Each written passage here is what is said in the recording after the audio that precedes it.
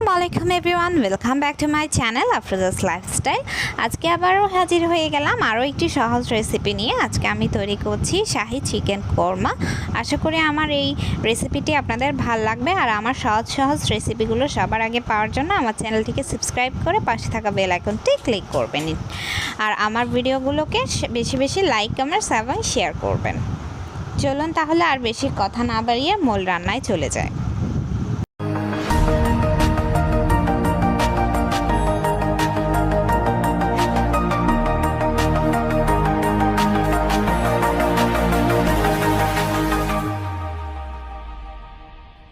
তো আমি শাহি চিকেন কোরমা করার জন্য এখানে নিয়ে নিয়েছি 1.5 কেজি পরিমাণের একটা মুরগি। আমি দেশি মুরগি নিয়েছি, আপনারা কেউ যদি চান ব্রয়লার মুরগি কিংবা পাকিস্তানি মুরগি নিতে পারেন। আর আমি মুরগিটাকে ভালোভাবে ধুয়ে রেগুলার পিস করে কেটে নিয়েছি। এখানে আমি লবণ, 1/2 চা চামচ লবণ আর 3 টেবিল চামচ টক দই দিয়ে খুব ভালোভাবে মাংসটাকে মাখিয়ে নিচ্ছি।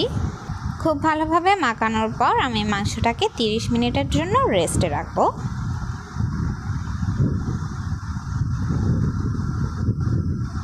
এরপর আমি একটা প্যানে 1/2 কাপ মতো তেল নিয়ে নিয়েছি। আমি এখানে সয়াবিন তেল ইউজ করছি, চেষ্টা করবেন সয়াবিন তেলটা ইউজ করার জন্য। এরপর দিয়ে দিচ্ছি 1 টেবিল চামচের মতো ঘি। পিওর ঘি যেন হয় সেদিকটাই একটু খেয়াল রাখবেন। আর ঘিটাকে একটু মেল্ট হওয়ার জন্য আমি অপেক্ষা করছি। ঘিটা মেল্ট হয়ে গেছে, তেলটাও বেশ গরম হয়ে গেছে। এরপর এখানে দিয়ে দিচ্ছি আমি 1 কাপ মতো পেঁয়াজ কুচি। পেঁয়াজ কুচিটাকে আমি গোল্ডেন ব্রাউন কালার আসা পর্যন্ত, অর্থাৎ পেঁয়াজ বেরেস্তা হয়ে যাওয়া পর্যন্ত একটু ভেজে নেব। আর পেঁয়াজটা আমি নেড়ে চেড়ে ভাজতে থাকবো যাতে ইকুয়ালি একটা কালার আসে, পেঁয়াজটা খুব ইকুয়ালি ফ্রাই হয়।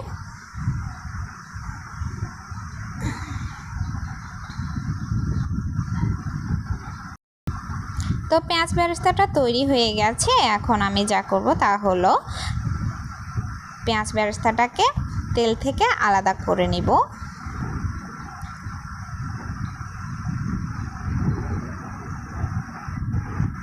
তো সবগুলো পেঁয়াজ উঠিয়ে নেওয়ার পর আমি এখানে দিয়ে দিব 3 টেবিল চামচের মতো পেঁয়াজ বাটা। এরপর দিয়ে দিচ্ছি আমি 1/2 চা চামচ আদা বাটা। আর দিয়ে দিয়েছি রসুন গুঁড়ো 1/2 চা চামচ। এগুলো দেওয়ার পর আমি খুব ভালোভাবে একটু নেড়ে চেড়ে পেঁয়াজটাকে ভেজে নেব। এরপর আমি দিয়ে দিচ্ছি বাদাম বাটা। এখানে আমি কাজু বাদাম বাটা দিয়ে দিয়েছি প্রায় 3 টেবিল চামচের মতো। আমি বাদাম বাটাটাকে ডিপ ফ্রিজে ফ্রোজেন করে রেখেছিলাম, তাই একটু শক্ত হয়ে আছে। তো আমি এটা একটু মেল্ট হয়ে যাওয়ার জন্য অপেক্ষা করব। আর সাথে একটু হালকা দুধ দিয়ে দিচ্ছি যাতে পেঁয়াজটা জ্বলে না যায়।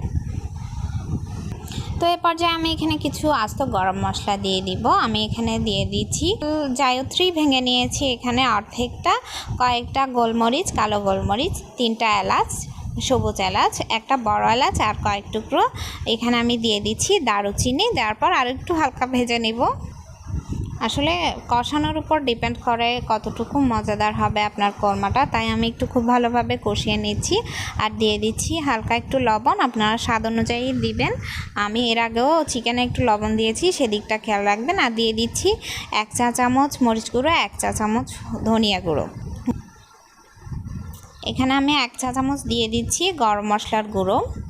আর এই গরম মশলার গুঁড়োর রেসিপিটাও আপনারা আমার চ্যানেলে পেয়ে যাবেন, ডেসক্রিপশানে লিঙ্ক দিয়ে দিব, আপনারা পেয়ে যাবেন।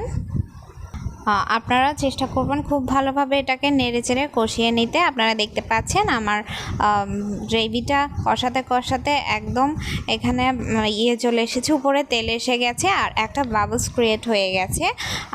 এভাবে কষাতে কষাতে আরও কিছুক্ষণ কষিয়ে নেবেন। আর মশলাটা যাতে একটা স্টিকি ভাব চলে আসে ততক্ষণ পর্যন্ত এটাকে ভাজতে থাকবেন।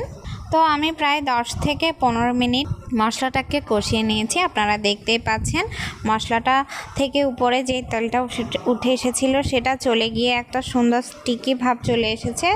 তো এই পর্যায়ে আমি দিয়ে দিচ্ছি ম্যারিনেট করে রাখা চিকেনটা, এখানে অ্যাড করে দিচ্ছি। আর খুব ভালোভাবে 10 থেকে 15 মিনিট আমি চিকেনটাকে কষিয়ে নিব।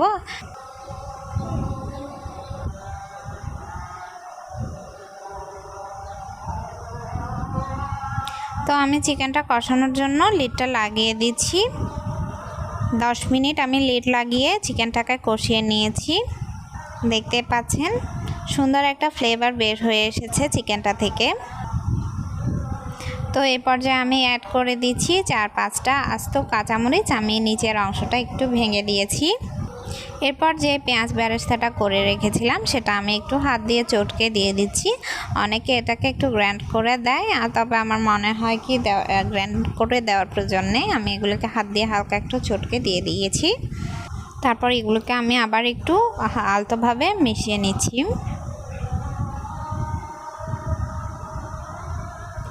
যেহেতু এটা দেশি মুরগি তাই সেদ্ধ হতে একটু সময় লাগবে, তবে ব্রয়লার মুরগি এতক্ষণ পর্যন্ত এটাকে রান্না করা যাবে না। আসলে ব্রয়লার মুরগি রান্না করার সময় একটু খেয়াল রাখতে হবে। আর এখানে অ্যাড করে দিচ্ছি 2 কাপ মতো দুধ। আর এখানে আপনারা ব্রয়লার মুরগি যদি হয় তাহলে দুধের পরিমাণটা একটু বুঝে শুনে দিবেন। আপনারা গ্রেভিটা কতটুকু খেতে চান সেটার উপর ডিপেন্ড করবে।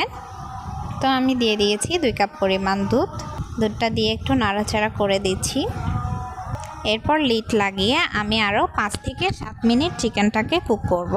তবে আমি চুলার ফ্লেমটা এই পর্যায়ে হাইতেও রেখে দিয়েছি। আগে থেকে জাল করে রাখা নর্মাল ঠান্ডা দুধটা ইউজ করেছিলাম, তাই একটু হাই ফ্লেমেই রেখে দিয়েছিলাম। তো এখন চুলার ফ্লেমটা আমি মিডিয়াম করে দিচ্ছি। আবার লিডটা লাগিয়ে আরও 5 থেকে 7 মিনিট এটাকে কুক করে নেব। তো দেখতে পাচ্ছেন চিকেনটা অলমোস্ট কুক করা হয়ে গেছে। এ পর্যায়ে আমি দিয়ে দিচ্ছি হালকা একটু চিনি।